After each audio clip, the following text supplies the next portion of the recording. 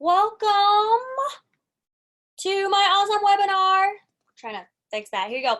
You guys, welcome to 5 ways and strategies that you can use to beat your next opponent, even if you think that they are better than you and hit harder than you and are more consistent and all this stuff that we always tell ourselves because we think our opponent is a certain way.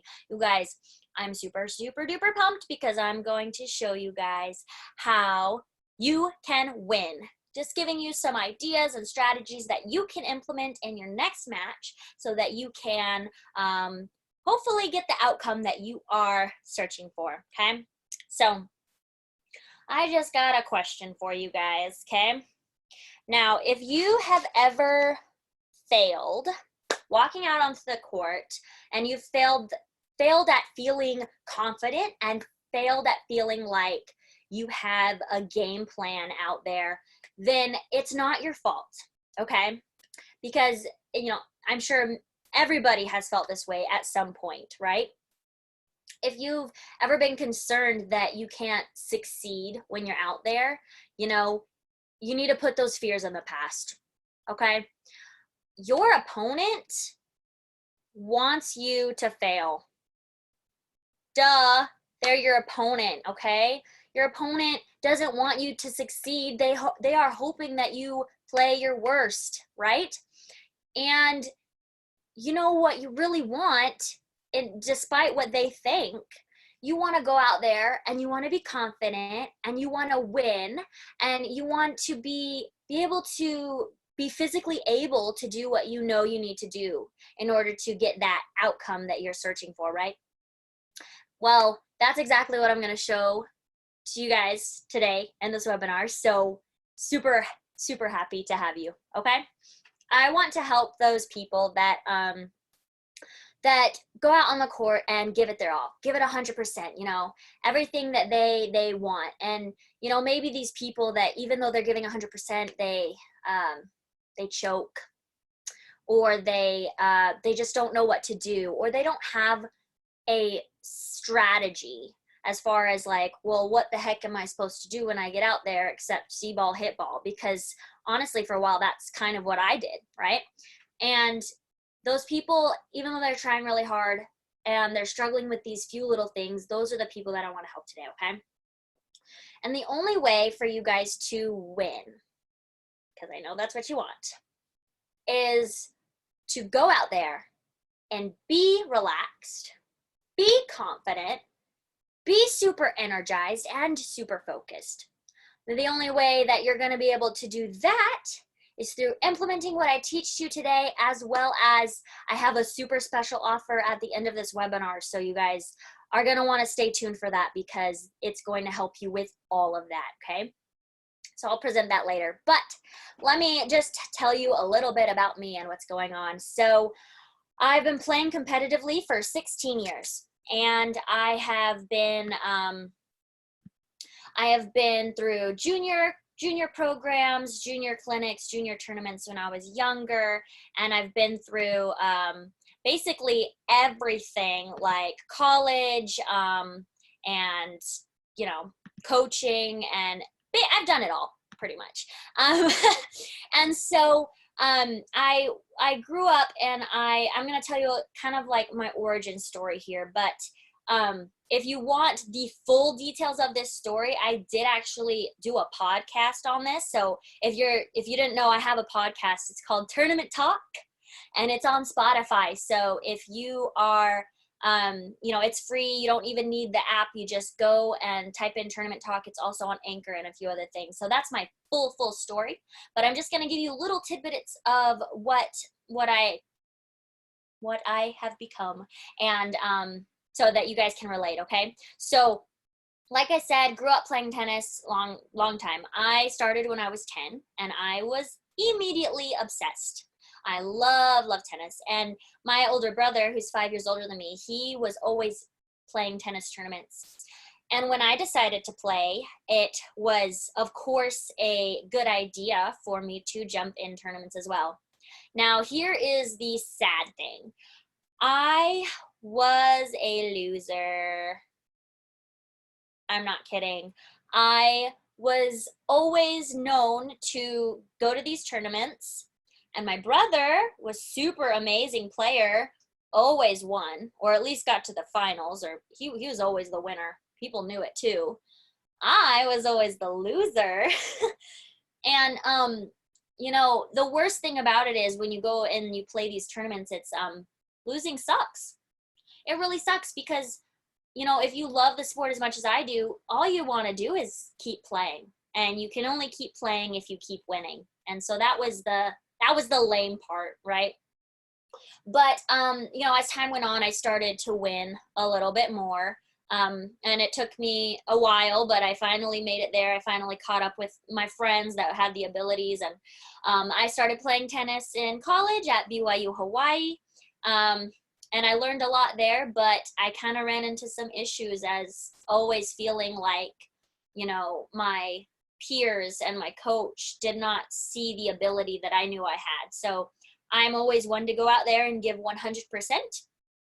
But unfortunately, since my abilities weren't with it, according to some people, I didn't get to play as much as I wanted, and that was really lame because all I wanted to do was play, right? And so that wasn't super fun, having a coach and teammates kind of like look down on your abilities. So after that, I was kind of burned out, and I started coaching. And 3 years, I think it was a few years of me coaching. I think it was 2 actually, 2 years. And I was tossing balls one day, and I was realizing that I missed tennis. I missed competing, and I would give anything to be on the other side of this. And I love coaching, and I still coach, but I wanted to be the player. And so I went part-time, and I started playing, and I wanted to chase after trying to play professional tennis. And I've been to a couple pro circuit events so far, and it's very rewarding and very exciting, right? But I coming back into competition is very difficult. And so I wanted to share with you guys everything that I've learned, and hopefully inspire you guys to just go for it. If you are also experiencing similar feelings of whatever you're feeling in life about something that's kind of nagging at your heart, just go for it. And that's the name of the podcast. So if you want the full details on that, don't forget Tournament Talk is my podcast. Okay. But let me share my screen with you guys, and I'm going to talk about what we're going to go over today. So I am going to share let me share my desktop, and I have this awesome webinar thing. Here's my slides here. I'm going to go in present mode. Okay. Alrighty. So we're all here together, 5 ways. And this is what we're going to cover today. Okay. Secret number 1, how to make a strategy. Very important. Secret number 2, how to crush self-doubt. Number 3, how to develop a weapon. Number 4, how to target your opponent's weakness. And number 5, how the heck you're going to outlast your opponent mentally and physically. Okay? So I wanted to just touch a bit on making a strategy. And let me exit this mode for a second, because I want to show you guys this video. Okay? Still sharing my screen. Video of me. This is my first tournament back into playing competitively. Super exciting. I was on cloud 9 playing this, but I want you to think strategy, right? Okay, so notice what I am doing and kind of, I guess, what my plan is here. And this is a fun tournament in California, and I'm playing against a seed, and she was totally crushing me, you guys. She was crushing me like, I don't think I got a game. It was 6-0, 6-0. Super great player. I was trying the best I could to stay on the point, but to no avail. Here is me playing with this Carl. We are playing and just playing points. Now, to this point, if you guys are paying attention to where I'm placing the ball, I kind of don't really have a strategy, if you haven't noticed. I'm kind of just hitting the ball. And, you know, I hit it up the middle a lot, which is fine if I'm getting it in because it takes away angles. But I also hit a lot of cross court, but other than that, it's kind of like, you notice when I get a short ball or I'm pushed from side to side, I'm kind of like stuck on what the heck I should be doing. Now, here is me when I'm playing exceptionally well. This is not too long ago, I think in April. And I was really working on the strategy that I'm about to tell you guys. And that strategy is to keep the ball cross court until you get a short ball, just like that one, and can go down the line, okay? And this is a strategy that was hard for me to implement because I was so used to taking my my approaches, a lot of the time habits, just like back cross court. And what that does, unfortunately, is gives them way more angle and a lot more to work with. So you see right there, I went down the line because that is what's going to take the angle away from him, and I'm able to cover better, right? Okay, so I'm going to present this back up here. Present mode again. Okay. So I have me winning my first tournament, guys. So I used this strategy of going and keeping it cross court until I had an easy approach or something that I could step into and change direction. Now, your strategy could also be just keeping it cross court. As far as, you know, changing direction, if you don't feel like you're comfortable changing direction, don't be the one to change direction, okay? Your opponents, if you make them be the one to change direction, are more likely to miss, to be honest. And it's a good strategy to have, you know, cross court, cross court, cross court, change the direction when you feel like you are confident in changing the direction, but otherwise just keep it rolling and until you can step in and go down the line and move into the net and really take control of the point, okay? And it might take you a while as far as strategy-wise to get to that point, but it was super exciting. I started implementing all these things and winning in the open divisions and singles and doubles, and it's awesome to come back from a lot of hardship and break and start winning again. And it took me even a while to know that strategy. To be honest, growing up, strategy wasn't taught to me, and other than, you know, cross court's great, which is fun. But I want to also explain that in doubles, this is also something that is phenomenal. Keep it away from the net player, cross court, cross court, cross court, until maybe you feel like you want to maybe lob it over the net player, or you can try to pass them down the line if they're really sneaking over, right? Just always keep it away from net player, and that's kind of a double strategy. Like, you know, you as the rallier from the baseline, is your job to not set up your opponent to get smothered. Sorry, your partner to get smothered at the net, because if you go down the line and you know it's not the best shot, or you go up the middle and they can smash it, then your partner's going to get screwed and they're not going to be super duper happy with you.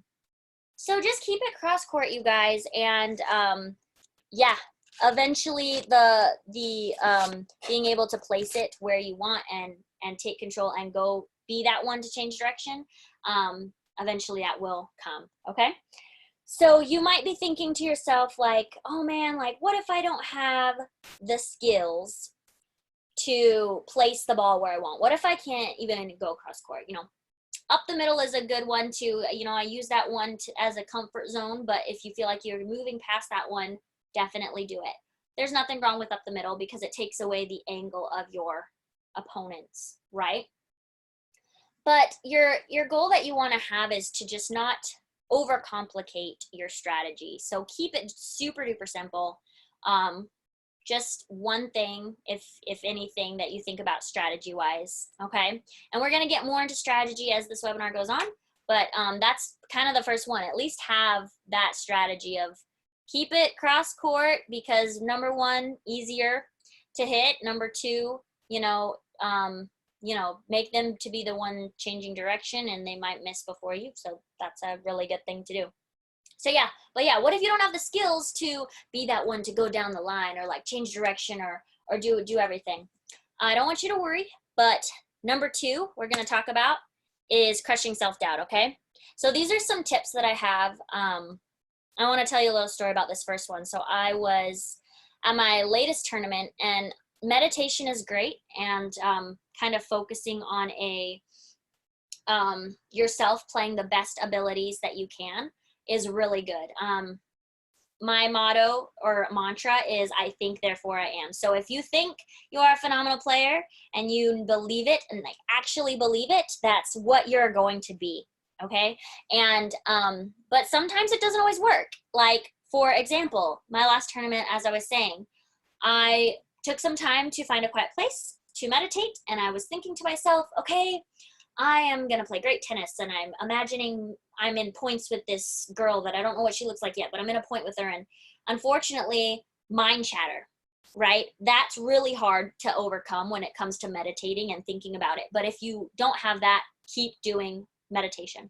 But for me, I was like, always thinking about, okay, well, I know I can play these awesome points, but what about this weakness that I have? What about, oh, I always miss my backhand here. What if I'm imagining my point and I imagine myself missing my backhand? Like, that is kind of what I was doing. And it's very hard to control your thoughts into thinking very positively when you know the negative sides to your game, right?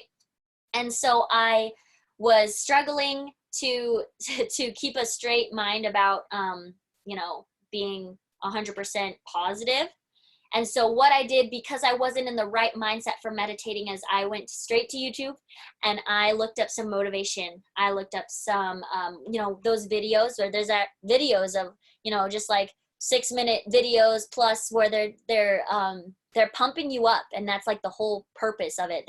It's got like the man voice that's like, you can do it, and you believe that you can do it, and you should be feeling blessed because you have this opportunity to play tennis, and all these amazing things. So those really make me feel like $1,000,000 when I'm out there. Like, if I just hear that voice in my head that's just like an unstoppable, like, you have the power type voice, then that's gonna really pump you up.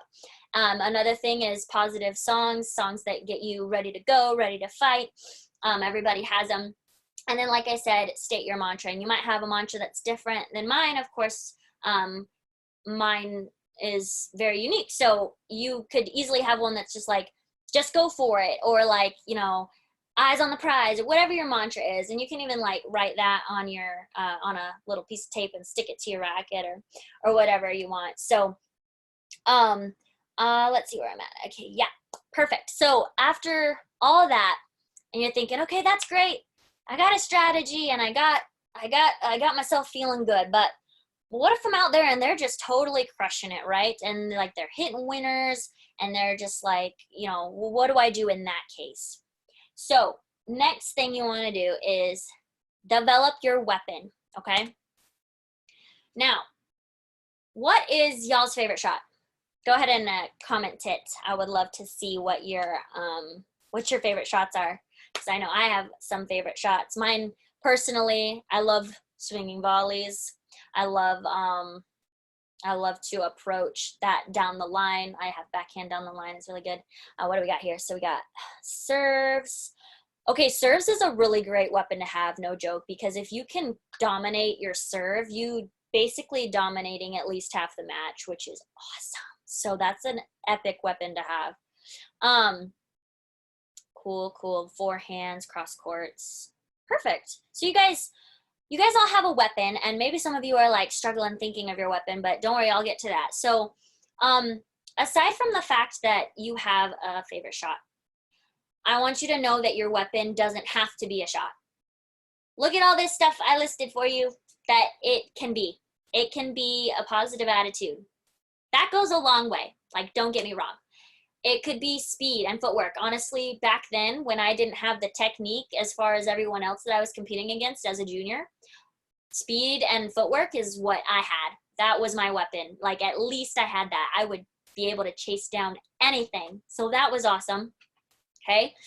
Maybe you're good at switching things up on your opponent. Like, you want to think, what else do you have that's a weapon?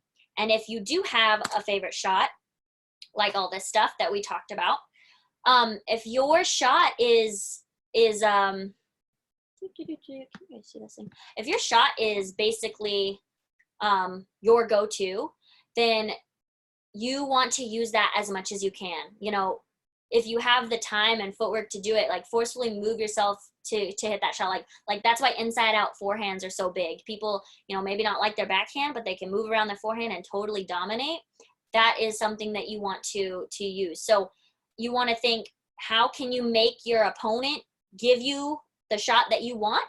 Like if you want a short forehand, maybe you hit them a deep backhand, and then their only thing that they can do is give you a short ball that you can come in on, right? You want to start thinking a little bit outside the box of, okay, how can I make my opponent give me what I want? And, you know, things like serves are a little easier because you kind of just start those off. But that is definitely something that you want to think of. How can you just get them to give you the shot you want? Okay. Now, let's say you feel like you don't have a weapon. Like, oh no, I don't have anything. First of all, that's false, because I know you have something. But second of all, let's say you really do struggle and like, well, you kind of don't have any one specific thing that you're great at. I want you to pick that favorite shot that you have, or one that you at least like to hit a lot, and I want you to make that your weapon. Literally perfect it into what you can use as a power source to at least freak your opponent out. Like when they see you rearing up for a shot, and that it makes them step back a little bit and be like, whoa, didn't see that one coming, right? You know, keep practicing that one shot that you choose and make it your thing. And I always say, if you can practice your serve, practice it at least 20 minutes a day, because that can be a weapon. First serve in, weapon, real deal, okay? Okay, so where are we at? Got my notes here. Alrighty, so moving on. Let's say after you develop your weapon and you're a pretty confident player and you have a strategy, what can you do on top of that if you're still struggling in working the point and it's not quite giving you what you want? This kind of goes along with working your point, but now you know your weapons and you're trying to get your opponent to give you your weapon, but let's talk about their weakness, okay? Oh, no, go back. Okay, their weakness. So, there's many different ways you can find their weakness. So let me just tell you about a little story about where I was playing this girl, and she was basically, I knew her weapons as well. So you wanna know your weapons, you wanna know your opponent's weapons, but you also wanna know their weakness. So I was playing this girl in a tournament in Santa Maria, and within the first few games, I knew exactly what her weakness were and exactly what her weapons were. So you have to avoid their weapon while giving them their weakness. Then they kind of go hand in hand. So this girl I was playing, she would crush, and I mean crush, forehands. If I gave her a forehand with the normal pace that open level players and pro level players hit, she loved it, okay? She was like, she ate it for lunch. Like, I'm not kidding. I give her a forehand, a guaranteed point done. So I knew right off the bat, can't hit it there and won't hit it there.